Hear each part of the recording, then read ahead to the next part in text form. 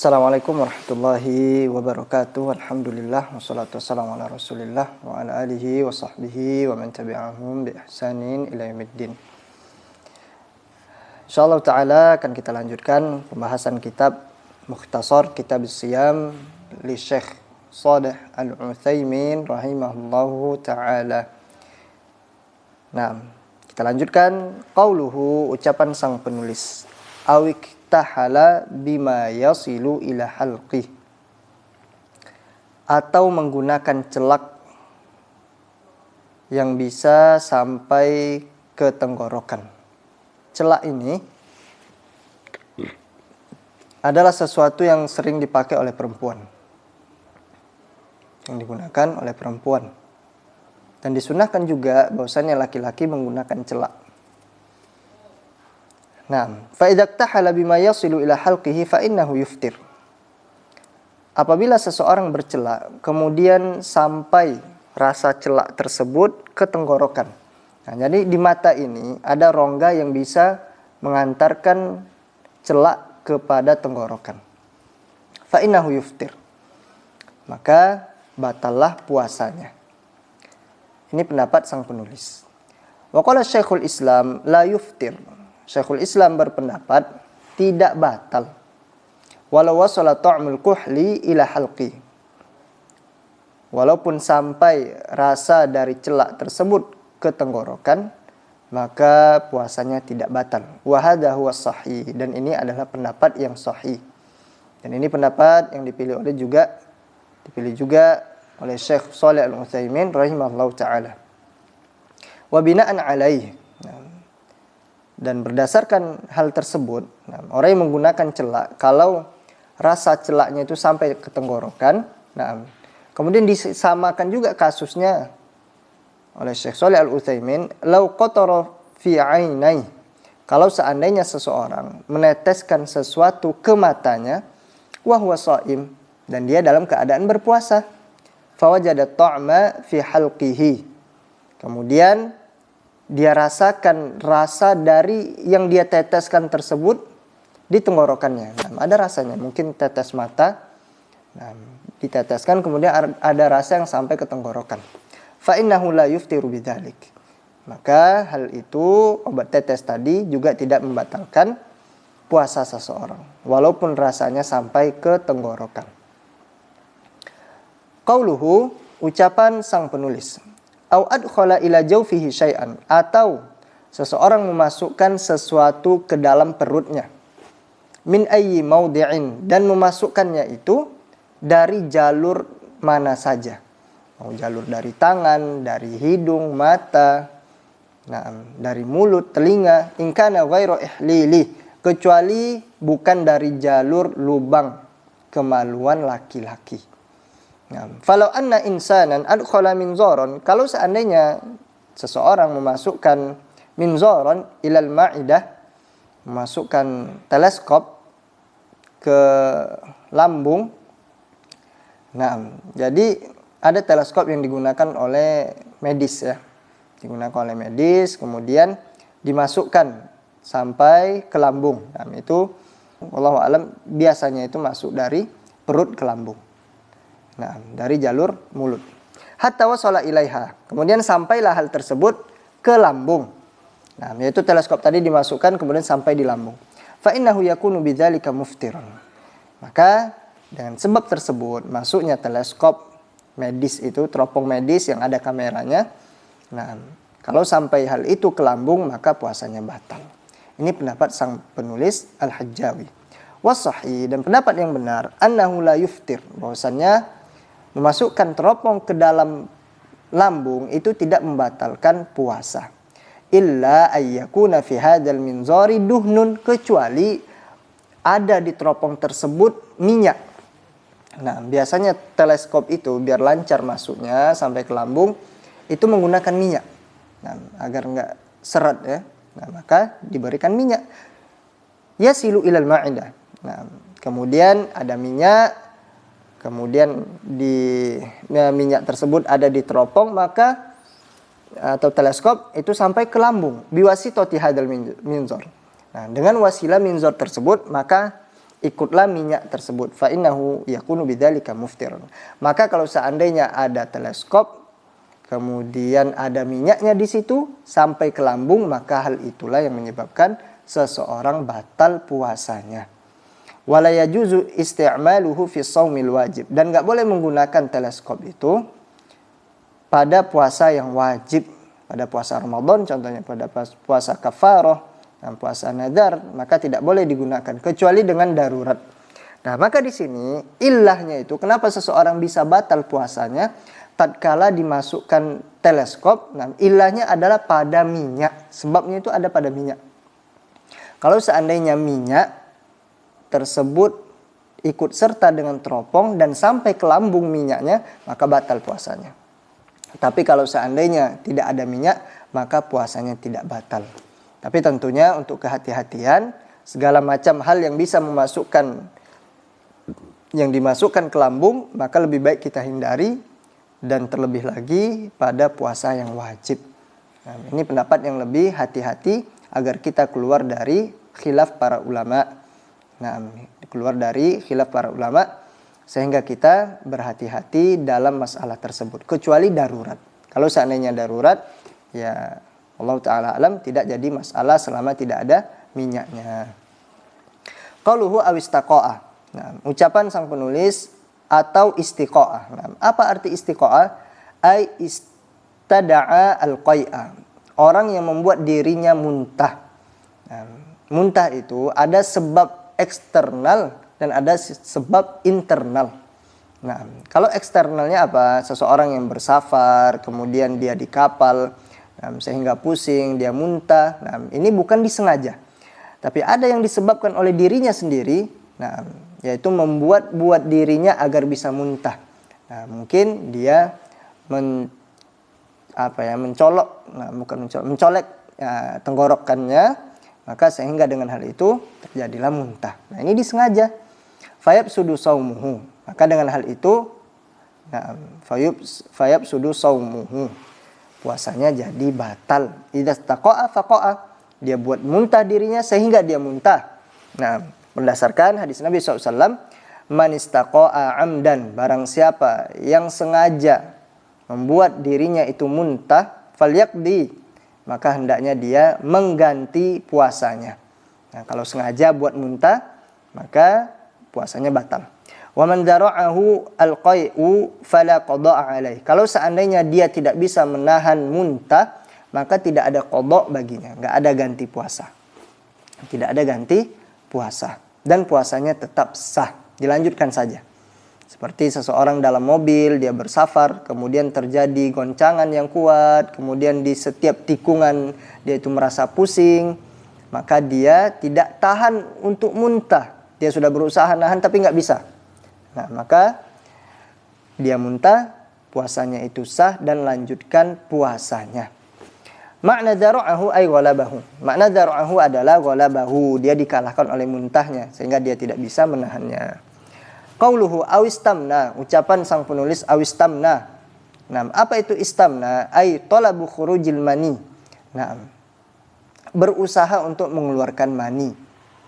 Nah, berusaha untuk mengeluarkan mani bi ayyi wasilatin, dengan cara apapun, hatta anzal, sampai dia orgasme, nah, sampai keluar mani.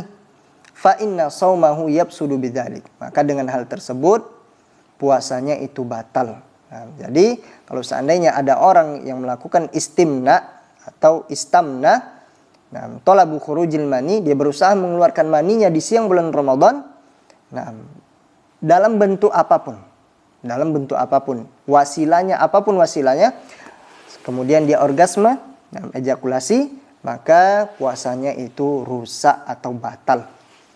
Qauluhu au basyara fa amna. Nah, atau foreplay, nah, atau pemanasan. Nah, basyara ini adalah pemanasan yang dilakukan bersama istri. Fa amna, kemudian dia keluarlah mani, nah, atau orgasme. Nah, maksudnya adalah basyara zaujatahu, dia foreplay bersama istrinya, pemanasan. Nah, pemanasan itu mungkin bisa jadi dengan tangan, atau dengan ciuman, atau dengan kemaluan. Nah, Nah, dengan kemaluan, mungkin kemaluan sang suami digesek di kemaluan istri. Nah, fa innahu idza anzal. Nah, kalau itu terjadi dengan tangan, dengan ciuman, dengan kemaluan. Nah, kalau seandainya hal tersebut anzal, keluarlah mani atau orgasme, maka di sini batal puasanya. Dan perlu diingat di sini bukan jima, tapi hanya foreplay saja. Nah, foreplay cuma pemanasan saja sehingga dia keluar maninya atau orgasme, maka puasanya itu batal. Wa illam yunzil, nah kalau seandainya tidak keluar, tidak orgasme, fala fitra bidzalik, maka tidak batal puasanya. Tapi tentunya kalau tidak batal puasa bukan berarti itu boleh, enggak. Nah, dan ini hukumnya makruh. Ini hukumnya makruh. Nah, sesuatu yang mubah. Nah, kalau kita berlebih-lebihan, yang seharusnya kita bisa baca Al-Quran, kita bisa beribadah kepada Allah Subhanahu Wa Taala, tapi kita lebih disibukkan dengan hawa nafsu, nah maka ini bisa terjatuh ke dalam hal yang makruh. Qauluhu au amda. Nah, ucapan sang penulis Al-Hajjawi rahimallahu taala, atau amda. Nah, atau keluar mazi. Ikhtalafu fil madhi ala qaulain. Terjadi silang pendapat di kalangan para ulama mas'alah madhi, dan di situ ada dua pendapat. Fal madhab annahu yuftir. Nah, madhab Hambali mereka berpendapat kalau keluar madhi maka puasanya batal. Wala dalila lahu sahihun. Dan tentunya pendapat ini tidak ada dalil yang sahih mendukung pendapat madhab Hambali. Wassawab, dan yang lebih benar, nah, pendapat yang benar, annahu idza basyara fa amda, kalau seseorang foreplay, nah, kemudian keluar mani, kemudian keluar madhi, atau dia onani, kemudian keluar madhi, annahu la yafsudu shaumuh, maka hal ini tidaklah membatalkan puasanya. Nah, jadi kalau pemanasan keluar madhi atau onani keluar madhi, maka puasanya tidak batal. Wa anna shaumahu sahihun, maka puasanya tetap sah. Wa hadza ikhtiyaru Syekhul Islam Ibn Taimiyah. Dan ini adalah pendapat yang dipegang oleh Syekhul Islam Ibn Taimiyah rahimahullahu taala. Nah, sebagaimana yang saya sampaikan tadi, bukan berarti sesuatu yang tidak membatalkan puasa itu boleh dilakukan. Nah, maka seperti onani, kemudian pemanasan bersama istri, maka ini hukumnya makruh. Kenapa? Karena hal tersebut tidak memuliakan bulan Ramadan. Yang mana bulan Ramadan itu bulan untuk menahan hawa nafsu. Nah, di antara hal-hal faedah dari Ramadan adalah menahan hawa nafsu. Dan Allah Subhanahu wa taala juga menyebutkan di dalam Al-Qur'anul Karim, "Uhilla lakum lailatas siyamir rafatsu ila nisaikum." Nah, halal bagi kalian pada malam hari di bulan Ramadan itu agar kalian mendekati istri kalian, enggak jadi masalah. Nah, mereka itu pakaian kalian dan kalian pakaian mereka. Nggak jadi masalah. Tapi tentunya kalau di siang Ramadan ini hukumnya makruh. Ini hukumnya makruh. Qauluhu, ucapan sang penulis, au hajama, atau membekam orang lain atau minta dibekam. Nah, hajama itu membekam orang lain, ihtajama minta dibekami. Wa zahara damun, sehingga keluarlah darah. Makna hajama ay hajama ghairah. Nah, makna dari hajama adalah membekam orang lain. Ihtajama ay talabu min ghairi, minta dibekami agar orang tersebut membekam dirinya, yaitu seseorang minta dibekam. Dan dalilnya ucapan Nabi SAW, aftarul hajimu wal mahjum. Orang yang membekam dan orang yang minta dibekam atau orang yang dibekam itu keduanya batal puasanya. Hadis ini diriwayatkan oleh Imam Ahmad dan Abu Daud wa Ibnu Majah. Dan hadis ini sebagian para ulama mendhaifkannya. Faman dha'afahu fa innahu la yastadillu bihi. Dan barang siapa yang mendhaifkan hadis ini, maka dia tidak berdalil dengan hadis lemah. Li'annahu la yajuzul ihtijaju bid-dhi'af. Dikarenakan kenapa? Tidak boleh seseorang itu berhujjah dengan hadis-hadis dhaif, enggak boleh. Nah, ala ahkamillah, ketika menentukan hukum-hukum Allah Subhanahu wa taala, enggak boleh kita berdalil dengan hadis-hadis lemah. Wa minal ulama, dan sebagian para ulama ada yang mensahihkannya. Nah, ini terjadi silang pendapat di kalangan para ulama. Siapa mereka? Di antaranya adalah Imam Ahmad dan Syekhul Islam Ibnu Taimiyah, dan selain mereka dari ulama-ulama hadis rahimahumullahu taala. Wa ala hadza yakunul haditsu hujjatan. Dan sebab hal itu ada beberapa ulama juga yang mensahihkan hadis ini, maka jadilah hadis tersebut sebagai hujjah. Nah, sebagai hujjah. Wal qawlu bi anna al-hijama muftiratun huwa madhhabul Imam Ahmad. Nah, dan pendapat yang mengatakan bahwasannya berbekam atau membekam itu, nah, bekam itu bisa membatalkan puasa. Ini adalah madhab Imam Ahmad. Nah, wa huwa munfaridun bihi 'anil madahib. Dan madhab Imam Ahmad ini sendiri saja. Nah, menyendiri dari madhab-madhab yang lain pendapatnya. Nah, enggak sama dengan pendapat yang lain. Wanfiraduhu 'anil madahib, dan tersendirinya madhab Imam Ahmad dari madhab-madhab yang lain, la ya'ni anna qawlahu dha'ifun. Nah, bukan berarti ucapan pendapat dari madhab Imam Ahmad ini adalah pendapat yang lemah. Bukan. Li'annal mas'alata laysat bil aktsariyah. Nah, karena satu masalah itu benar atau tidaknya bukan dilihat dari banyaknya pendapat. Akan tetapi masalah itu dikembalikan, tolak ukur kebenarannya adalah kepada syariat Islam. Ada tidak dalil yang menunjukkan hal itu? Nah, di sini terjadi silang pendapat mayoritas para ulama dan madhab Imam Ahmad. Nah, madhab Imam Ahmad, bekam itu membatalkan puasa. Yang minta dibekam batal, yang membekam batal. Nah, adapun jumhur ulama rahimahumullahu taala, mereka mengatakan tidak batal. Maka, dan saya pun di sini lebih condong kepada pendapat jumhur ulama, karena jumhur ulama mengatakan bahwasanya ghairu muftirah. Nah, hijamah itu tidak membatalkan puasa. Hijamah tidak membatalkan puasa. Wallahu taala alam bisawab. Kemudian qauluhu amidan dzakiran. Ucapan sang penulis, dalam keadaan sengaja dan dalam keadaan ingat. Nah, apa maksudnya ini? Istaratul muallifu li fasadi shaumi syartain. Sang penulis memberikan syarat rusaknya puasa itu ada dua syarat. Nah, rusak puasa itu ada dua syarat. Yang pertama, ayyakuna amidan. Bahwasanya seseorang itu sengaja. Wa didduhu ghairul amid, dan lawannya adalah tidak sengaja. Kalau seseorang sengaja minum, maka batal puasanya. Nah, dan kalau seseorang lupa, tidak sengaja, maka tidak batal puasanya. Sengaja batal dan tidak sengaja tidak batal. Kemudian yang kedua syaratnya, dia itu ingat. Dia ingat. Tapi kalau seandainya dia lupa, maka tidak batal puasanya. Maka tidak batal puasanya. Mas'alatun. Nah, masalah. Lau akala au syariba nasyan. Kalau seseorang makan dan minum dalam keadaan lupa. Tsumma dzakara annahu shaimun. Nah, kemudian dia ingat bahwasanya dia itu sekarang lagi puasa. Walukmatu fi famihi fahal yalzamuhu ayyal fi zoha. Nah, dan sisa makanan atau minuman itu masih ada dalam mulutnya. Apakah wajib baginya untuk membuang makanan tersebut atau minuman tersebut? Wajib atau enggak? Nah, ini ada seseorang nih makan, minum. Nah, kemudian dalam keadaan lupa. Dan dia ingat bahwasannya dia sekarang sedang puasa. Dia minum, astagfirullah, karena sedang puasa. Nah, dan sisa minuman itu dan makanan ada. Mungkin rendang, kemudian dendeng balado, atau makanan yang lainnya. Nah, apakah dia wajib memuntahkan atau dia wajib nelan saja? Langsung ditelan.